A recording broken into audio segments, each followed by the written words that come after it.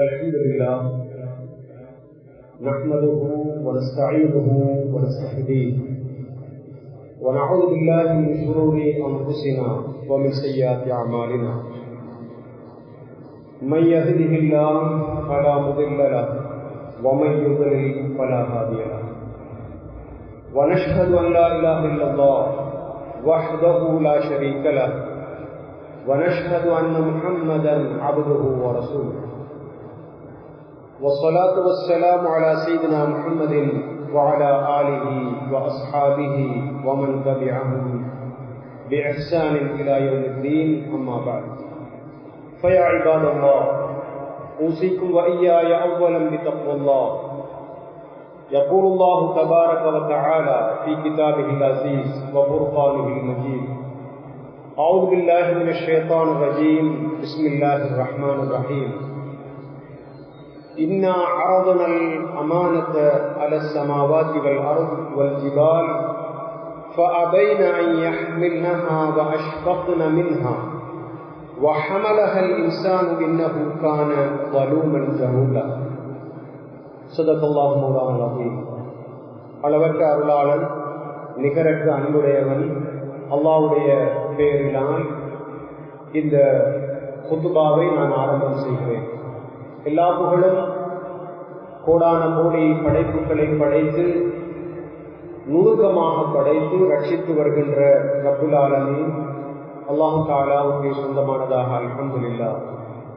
ஸலாத்தும் ஸலாமும் அவருடைய தூதர் எங்களுடைய தலைவர் இறுதி நபி முஹம்மது ஸல்லல்லாஹு அலைஹி வஸல்லம் அவர்கள் மீதும் அவர்களுடைய குடும்பத்தவர்கள் அவர்களுடைய தோழர்கள் மற்றும் இந்த தீனுக்காக வேண்டி தங்களுடைய உயிர்களை சொத்து செல்வங்களை கால நேரங்களை திறமைகளை ஆற்றல்களை எல்லாம் பயன்படுத்தி இந்த தீனை வாழ வைக்க வேண்டும் என்பதற்காக வேண்டி யாரெல்லாம் உழைத்தார்களோ அப்படிப்பட்ட நல்லடியார்கள் அனைவரும் மீதும் உண்டாவதாக. இந்த புனிதமான வெள்ளிக்கிழமை தினத்திலே அல்லாஹ்வுடைய கட்டளை ஏற்றவர்களாக அவனுடைய மாளிகையிலே ஒன்று கூடியிருக்கின்ற அல்லாஹு தஆலாவுடைய நல்லடியார்கள், அல்லாஹு தஆலா எவற்றையெல்லாம் நாம் செய்ய வேண்டும் என்று கட்டளையிட்டிருக்கின்றானோ அவற்றை முடிந்த அளவு எடுத்து நடக்கும்படியும், எவற்றை தவிர்த்து நடக்க வேண்டும் பாவங்கள் என்று சொல்லியிருக்கின்றானோ அவற்றை முற்றுமுழுதாக தவிர்த்து கொள்ளும்படியும் முதலில் எனக்கும் அப்பால் உங்களுக்கும் வசியத்து செய்து கொள்ள விரும்புகிறேன். அல்லாஹ்வுடைய நல்லடியார்களே, அல்லாஹ் தஆலா மனிதனை இந்த உலகத்திலே படைத்து மனித வாழ்க்கை என்பது ஒரு சோதனை என்று குர்ஆனிலே சொல்லியிருக்கிறார். மனித வாழ்க்கை என்பது ஒரு சோதனை. இந்த சோதனையிலே நாங்கள் எப்படி நடந்து கொள்கிறோம், எப்படி இந்த பரீட்சையை எழுதுகிறோம் என்பதனையெல்லாம் அவன் மிக கவனமாக நோட்டமிட்டுக் கொண்டிருக்கிறான், அவதானித்து கொண்டிருக்கிறான். நுணுக்கமாக எமது செயல்பாடுகள் எல்லாம் பதிவு செய்யப்பட்டுக் கொண்டிருக்கின்றன. நாளை மறுமையிலே எங்களுக்கான நீதிமன்றம் ஏற்படுத்தப்பட இருக்கிறது இன்ஷா அல்லாஹ். அந்த நீதிமன்றத்திலே விசாரணை மிக கடுமையாக இருக்கும், நுணுக்கமாகவும் இருக்கும். அந்த சந்தர்ப்பத்திலே நானும் நீங்களும் எங்களுடைய நன்மை தராசையும் தீமை தராசையும் பார்ப்போம், பட்டோலைகளை பார்க்க இருக்கிறோம். அந்த நேரத்திலே மனிதன் சொல்லுவான், மாலி ஹாதல் கிதாபி லா யுகாதிரு ஸகீரத்தன் வலா கபீரத்தன் இல்லா அஹ்ஸாஹா. இந்த பட்டோலைக்கு என்ன நடந்து விட்டது, ஆச்சரியமாக இருக்கிறது. அதிலே ஒரு சின்ன விஷயத்தையும் பெரிய விஷயத்தையும் கூட விட்டு வைக்காமல் இந்த ஏடு பதிந்திருக்கிறதே என்று அவன் அங்கலாய்ப்பான், ஆச்சரியப்படுவான் என்று அல்லாஹ் தஆலா குர்ஆனிலே சொல்லுகிறான். எமது ஒவ்வொரு மூச்சும் பேச்சும் எண்ணங்களும் கண் சிமிட்டல்களும் நாம் எடுத்து வைக்கின்ற ஒவ்வொரு எட்டும் எல்லாம் விசாரணைக்கு உட்படுத்தப்பட இருக்கின்றன. எனவே இந்த உலக வாழ்க்கை என்பது ஒரு சோதனை. அல்லாஹ் தஆலா குர்ஆனிலே லியப்லுவக்கும் அய்யுக்கும் அஹ்ஸனு அமலா, உங்களுக்கு மத்தியில் யார் மிகவும் அழகான செயல்பாடுகளிலே ஈடுபடுகிறார்கள் என்று பரீட்சிப்பதற்காக மரணத்தையும் வாழ்க்கையையும் படைத்திருக்கிறேன் என்று அல்லாஹு தஆலா படைத்திருப்பதாக அல்லாஹு தஆலா சூரத்துல் முல்கிலே சொல்லுகிறார். எனவே வாழ்க்கை என்பது ஒரு விளையாட்டல்ல, ஒரு கேலி கூட்டல்ல.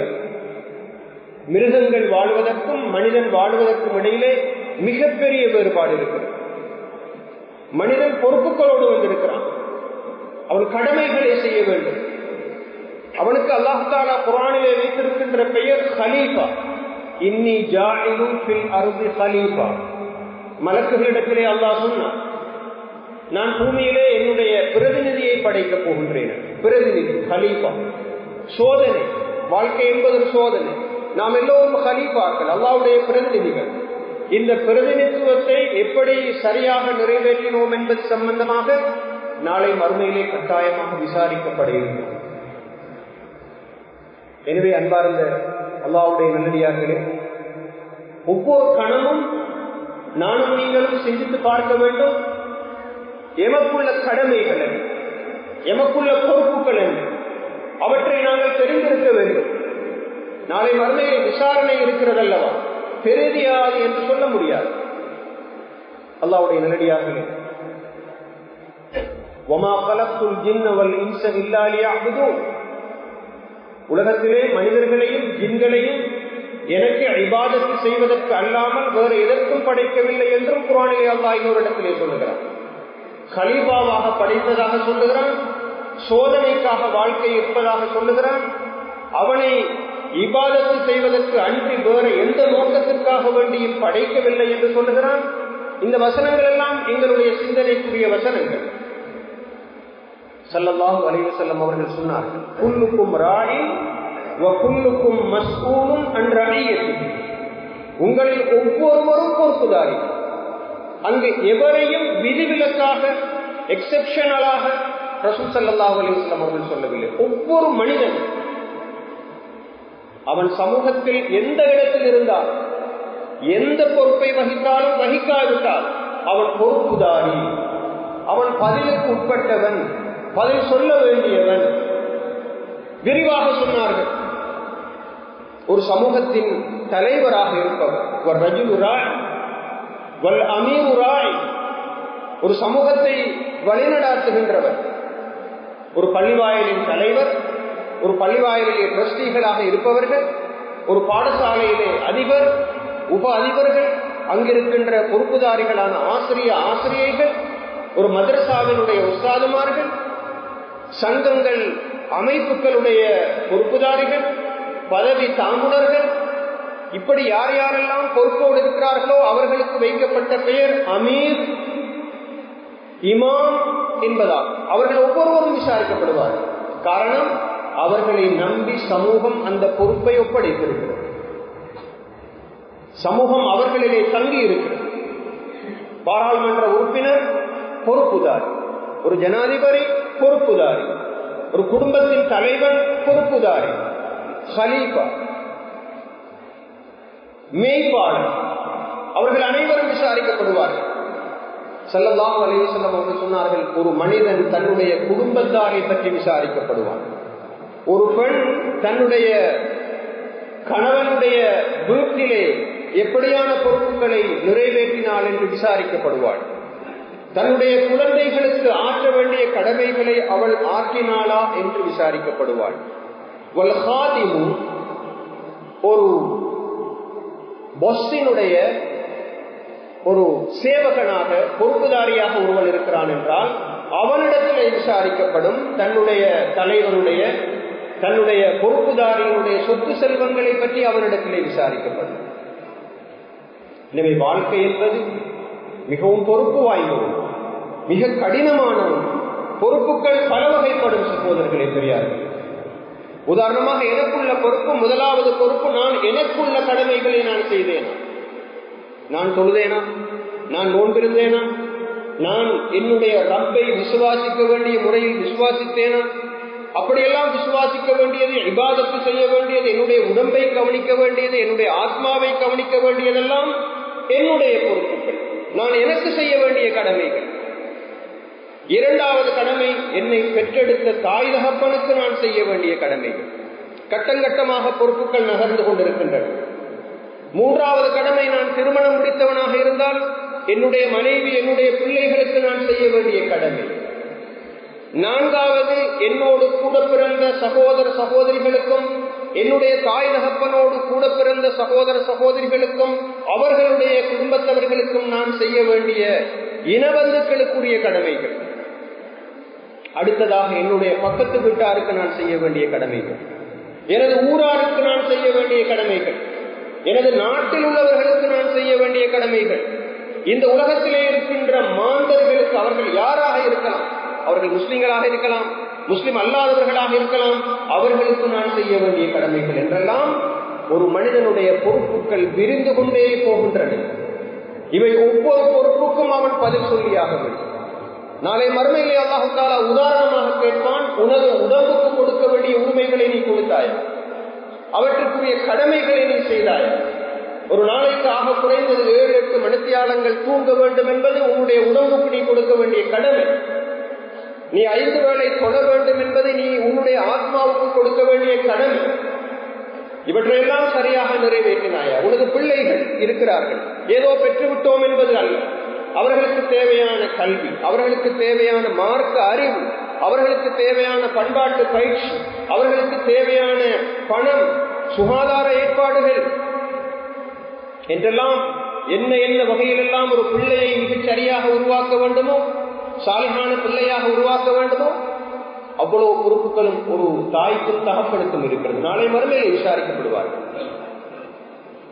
அல்லாஹ்வுடைய நல்லடியார்கள். அது ஒரு பக்கம்.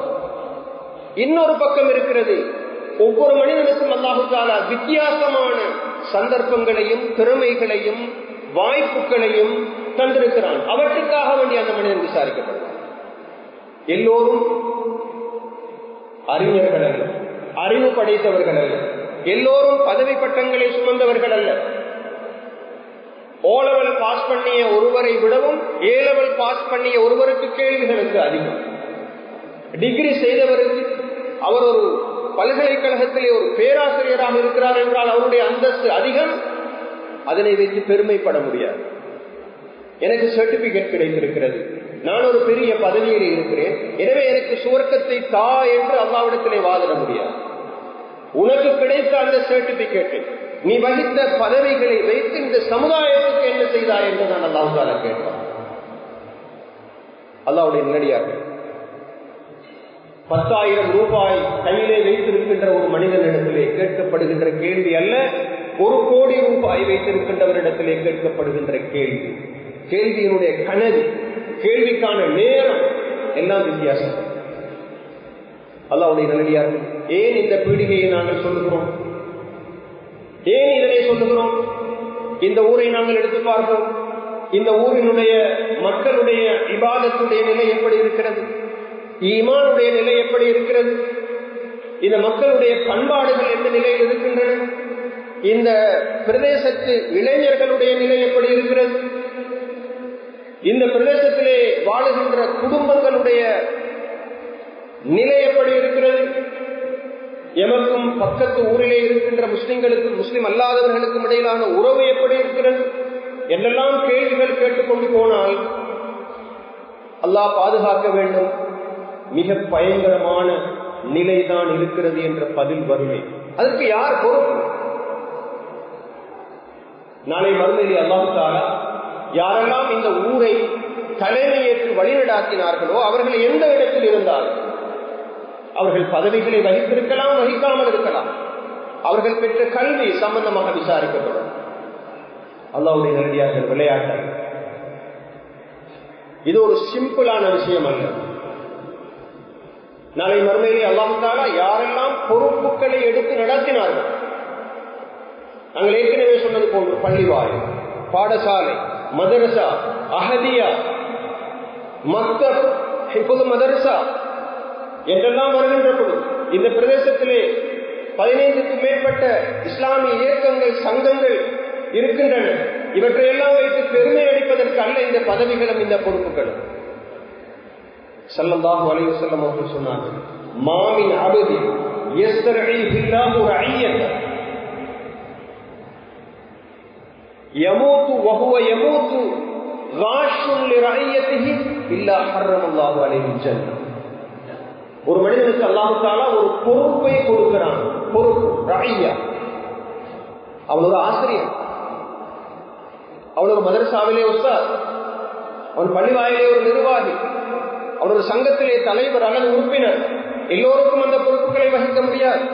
அவருக்கு இருக்கின்ற கல்வி தகைமை, அவருக்கு இருக்கின்ற திறமை என்பவற்றை வைத்து சமூகம் அவரை அந்த இடத்துக்கு அனுப்புகிறது அல்லது அவராக சென்று அந்த இடத்திலே தன்னை அமர்த்திக் கொள்கிறார் என்றால் கவனமாக விளங்கிக் கொள்ள வேண்டும். இந்த ஹதீஸ் பதிவு செய்யப்பட்டிருக்கின்ற கிரந்தங்கள் மிகவும் சிரேஷ்டமான கிரந்தங்கள். மாமின் அபது, எந்த ஒரு அடியான் ஒரு பொறுப்புக்கு நியமிக்கப்பட்டு அந்த பொறுப்பை சரிவர நிறைவேற்றாமல் தன்னுடைய குடிமக்களுக்கு, தன்னை நம்பி இருப்பவர்களுக்கு துரோகம் இழைத்தவனாக, அவர்களை ஏமாற்றியவனாக அவன் இறப்பானாக இருந்தால் அவனுக்கு சுவர்க்கம் ஹராமாக்கப்படும் என்று ஸல்லல்லாஹு அலைஹி வஸல்லம் சொன்னார்.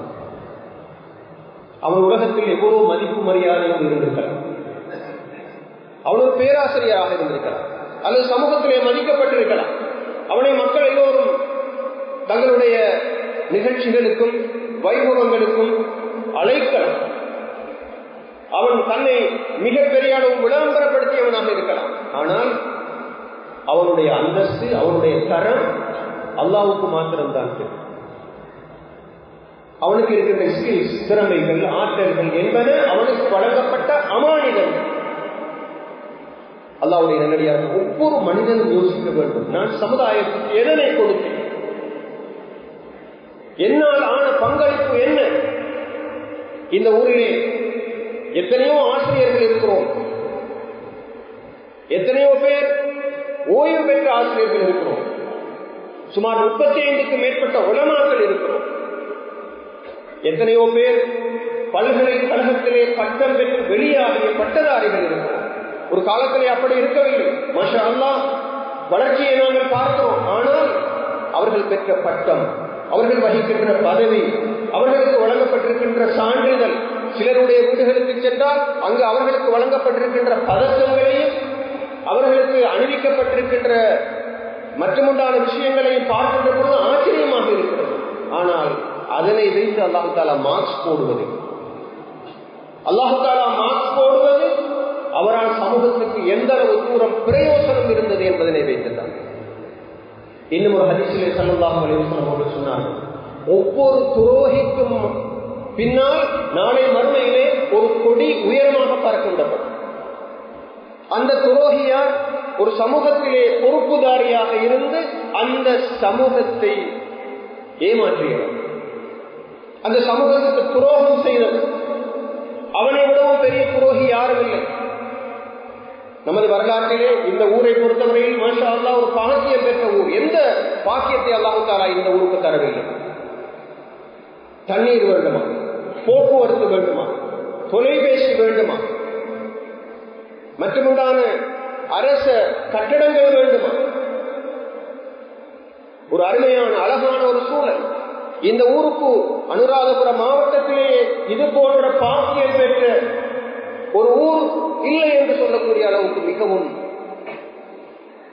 ஒரு வளமான, ஒரு செழுமையான, அதிகமான குடிமக்கள் வாழக்கூடிய ஒரு ஊர். எல்லா வசதிகளையும் அல்லாஹ் தந்தான். ஆனால் தந்திருக்கின்ற இந்த அனைத்து வசதிகளுக்காக வேண்டியும் நாளை மறுமையிலே ஒவ்வொருவரும் கட்டாயம் அல்லாஹ்விடத்திலே பதில் சொல்லியாகும்.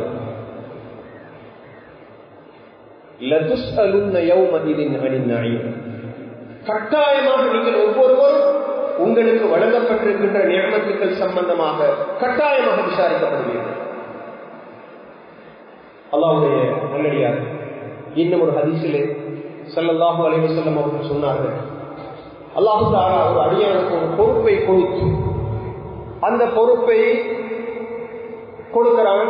ஆனால் தன்னை நம்பி இருக்கின்ற மக்களை பொறுத்தவரையில் அவர்களுக்கு உரிய கடமையை வலம் யஹ்ஹா பினஸீஹத்தி சரியாக அவன் நிறைவேற்றவில்லை என்றால் லம் யஜித் ராயிஹத்தல் ஜன்னah, அந்த மனிதன் சுவர்க்கத்தினுடைய வாடையை கூட நுகர மாட்டான்.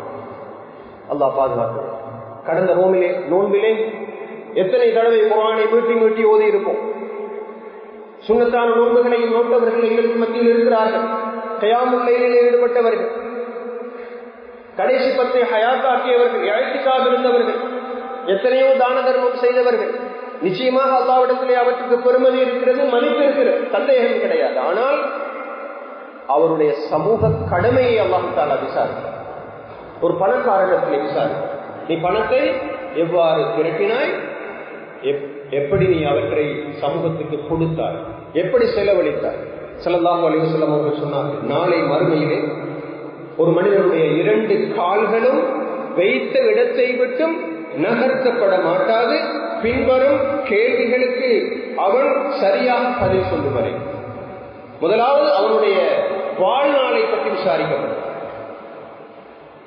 எப்படி அந்த வாழ்நாளை கடத்தினான், வீண் விளையாட்டுகளிலே, தேவையில்லாத அம்சங்களிலே, மற்றவர்களுக்கு தொந்தரவு செய்வதிலே, பெட்டிஷன் அடிப்பதிலே, மற்றவர்களுடைய காணிகளை அபகரிப்பதிலே, மற்றவர்களை பற்றியே பேசி மற்றவர்களுக்கு குழி பறிப்பதிலே கடத்தினாயா?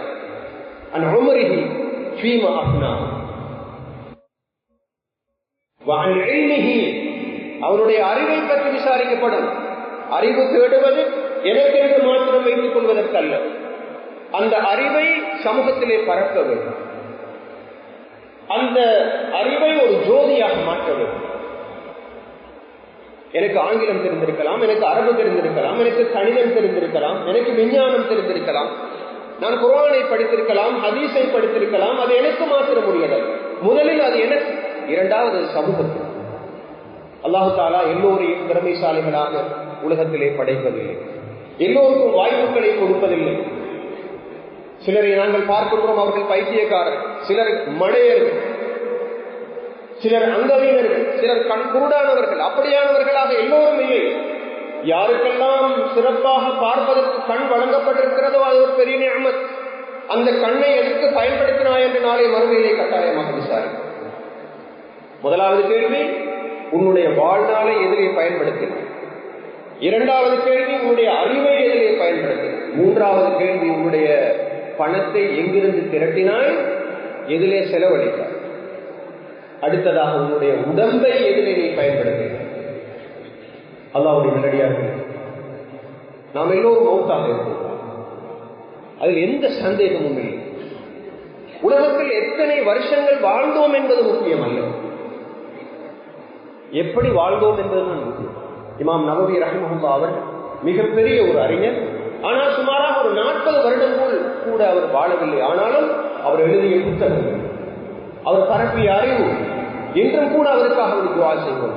இமாம் நவவி ரஹ்மஹுல்லாஹ் என்று வாயார புகழ்கிறோம். என்ன காரணம்? அவருடைய பங்களிப்பு.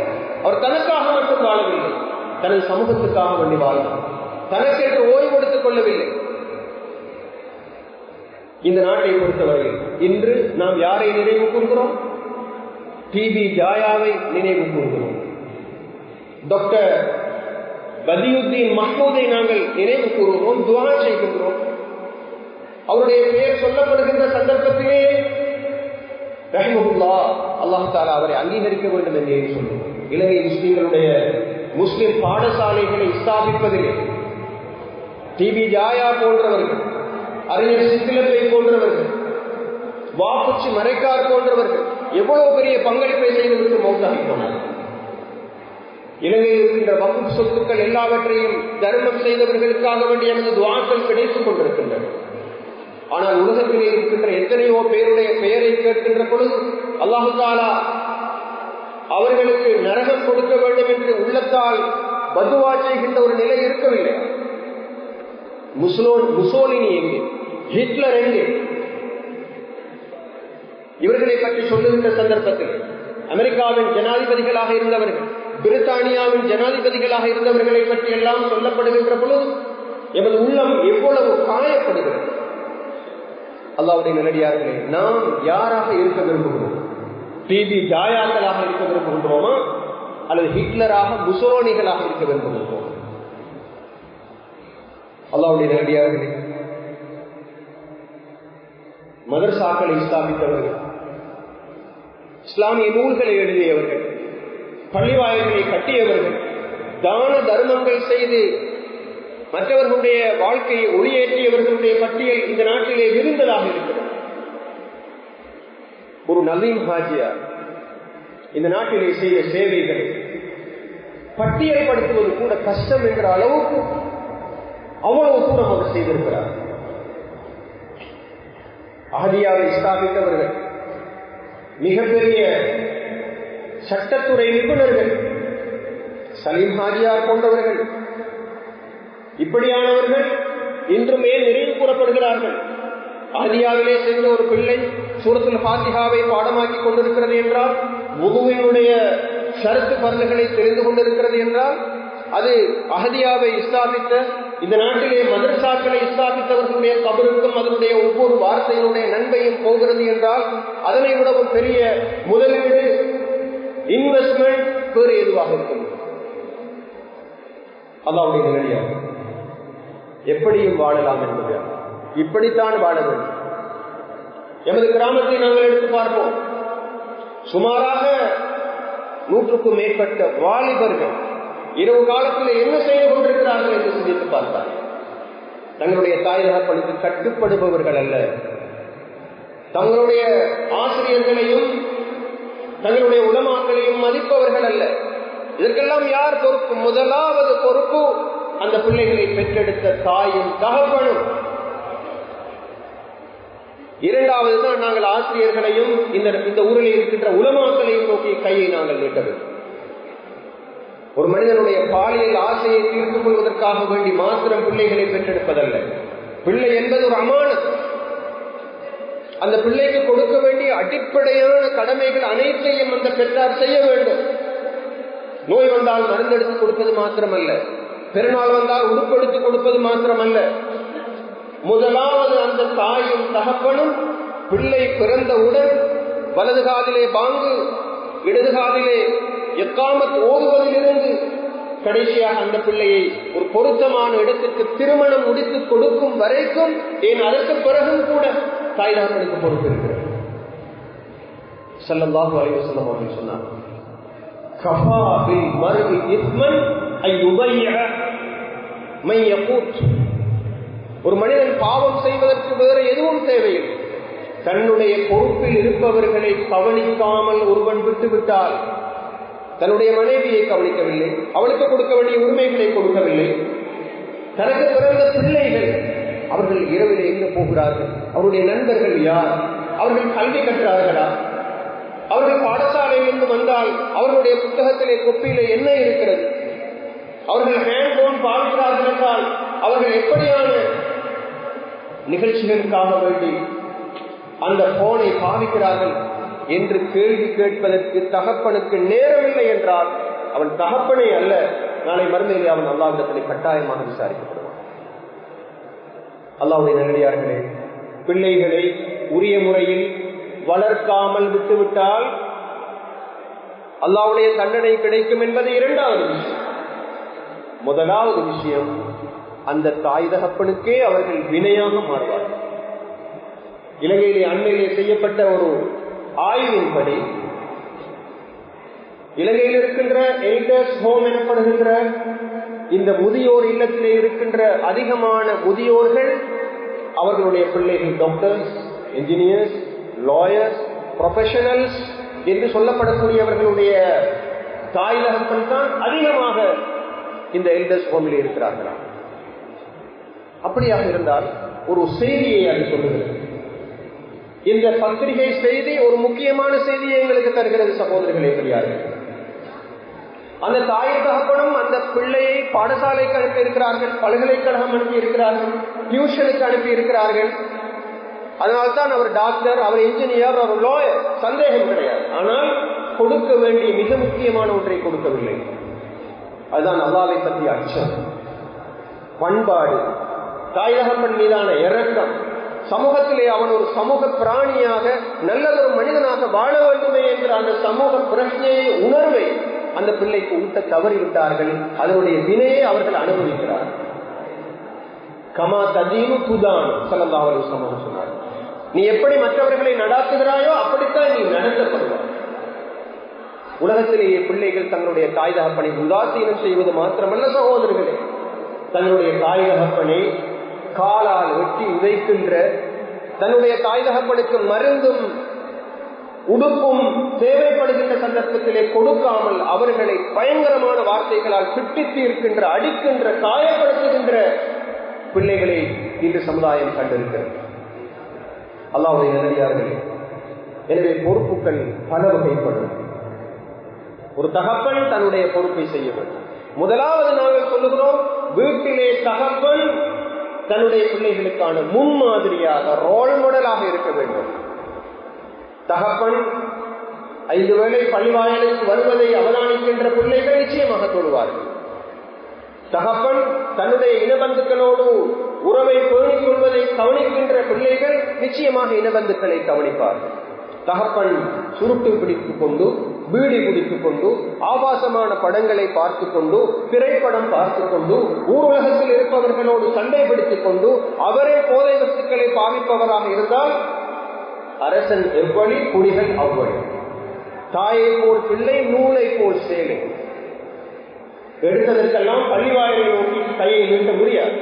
எடுத்ததற்கெல்லாம் பாடசாலையை நோக்கி கையை நீட்ட முடியாது. முதலாவது இடம் ஒரு பிள்ளை பிறந்து வளர்கின்ற வீட்டு சூழல். அந்த வீட்டு சூழல் ஒரு சிறந்த கருவறையாக இருக்க வேண்டும்.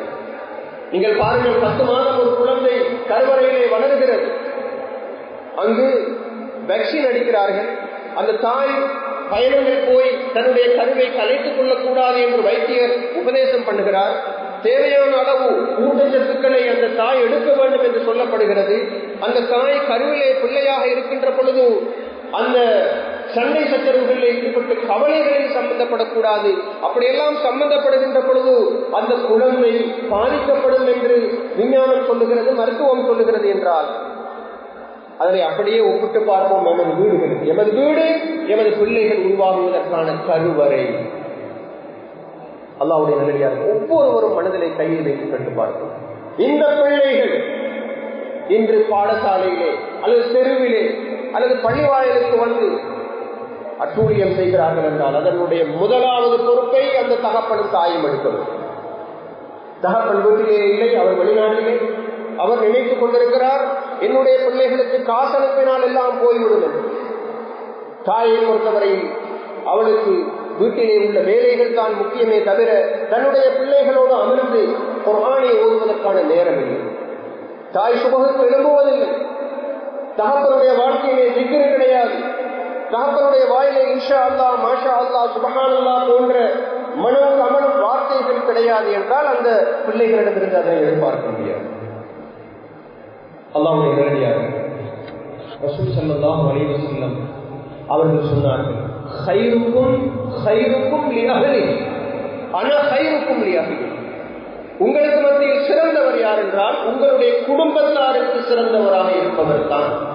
நான் உங்களுக்கு மத்தியிலே குடும்பத்தவர்களுக்கு சிறந்தவனாக இருக்கிறேன் என்று சொன்னார்கள்.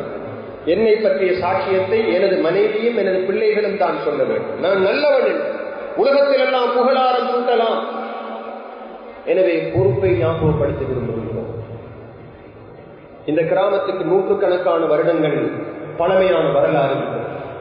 அடுத்த பரம்பரை சொல்ல வேண்டும், இப்போது இந்த சமுதாயத்திலே யார் யாரெல்லாம் பொறுப்புகளில் இருக்கிறார்கள், அவர்கள் யாராக இருக்கட்டும், அவர்கள் அனைவரும் எமக்கு இந்த ஊரை தங்களுடைய தோளிலே சுமந்து கொண்டு வந்து தருகிறார்கள், தந்திருக்கிறார்கள் என்று அவர்கள் துஆ செய்ய வேண்டும். அப்படி இல்லாமல் இவர்கள் தங்களுடைய தலைமைத்துவ பொறுப்பை துஷ்பிரயோகம் செய்தார்கள். பணக்காரன் துஷ்பிரயோகம் செய்தான், அறிஞன் துஷ்பிரயோகம் செய்தான், தாய் தகப்பன் துஷ்பிரயோகம் செய்திருக்கிறார்கள் என்று சொல்லுகின்ற ஒரு நிலை ஏற்படுமாக இருந்தால் நிச்சயமாக அது பயங்கரமாகத்தான் இருக்கும். அல்லாஹ்வுடைய நல்லடியார்களே, நாம் எல்லோரும் சிந்தித்து பார்க்கிறோம். நாம் எந்த அளவு தூரம் எமது கடமைகளை சரிவர நிறைவேற்றிக் கொண்டிருக்கிறோம்.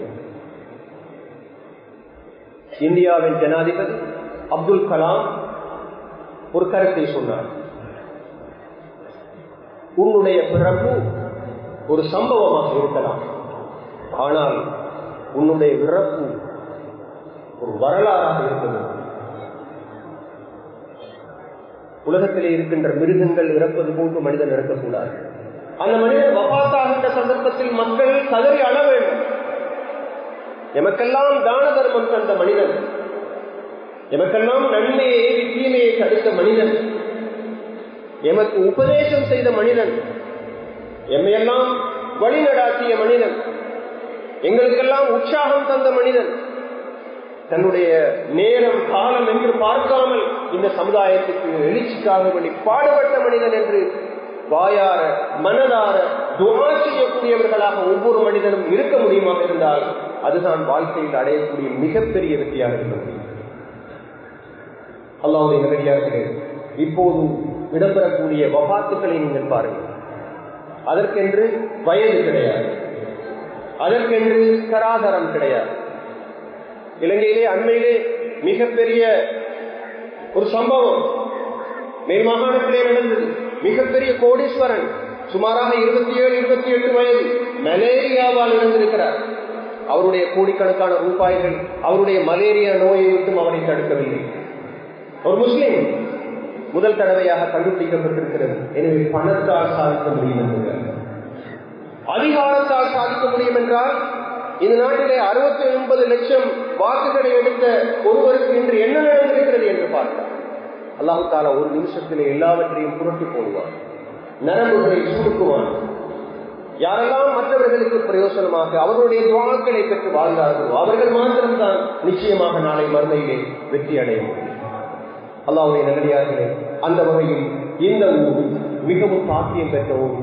இந்த ஊரிலே நிறைய வளங்கள் இருக்கின்றன, வசதிகள் இருக்கின்றன. ஒவ்வொருவரும் நான் சிந்திப்போம், நான் இந்த ஊருக்கு என்ன பங்களிப்பை செய்திருக்கிறேன், என்னால் இந்த ஊர் எந்த அளவு தூரம் கீழே போயிருக்கிறது அல்லது மேலே போயிருக்கிறது. ஒவ்வொருவரும் சிந்தித்து இந்த கடமையை நிறைவேற்றுவதற்கு நாம் அனைவரும் முயற்சிக்க வேண்டும். வல்ல நாயன் என் அனைவருடைய பாவங்களையும் மன்னிப்பானாக. யா அல்லாஹ், இந்த பாக்கியமான ஊருக்கு நல்ல ஒரு எதிர்காலத்தை நீ கொடுப்பாயாக.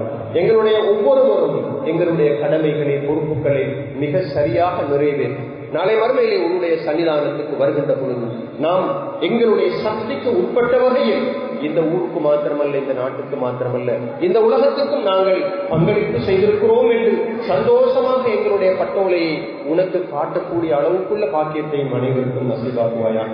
யா அல்லாஹ், எங்களுடைய சக்ராத்துடைய வேதனையை லேசாக்கி தருவாயாக. யா அல்லாஹ், மௌத்தாகக்கூடிய சந்தர்ப்பத்திலே களிமாவும் மௌத்தாகக்கூடிய சந்தர்ப்பத்தையும் அனைவருக்கும் நசீபாக்குவாயாக. மௌத்தாகின்ற சந்தர்ப்பத்திலே யாருக்கும் கடன் இல்லாமல், யாருக்கும் அநியாயம் செய்யாமல், உலகத்தாருக்கும் ஊராருக்கும் மற்றாருக்கும் பங்களிப்பு செய்துவிட்டு சந்தோஷமாக இந்த உலகத்தை விட்டு பிரியக்கூடிய அந்த உயர்தரமான பாக்கியத்தையும் அனைவருக்கும் நசீபாக்குவாயாக. நாளை மறுமையை உன்னை சந்திக்கின்ற பொழுது கல்புல் சலீம் எனப்படக்கூடிய தூய்மையான உள்ளத்தோடு உன்னை சந்திக்கக்கூடிய அந்த பாக்கியம்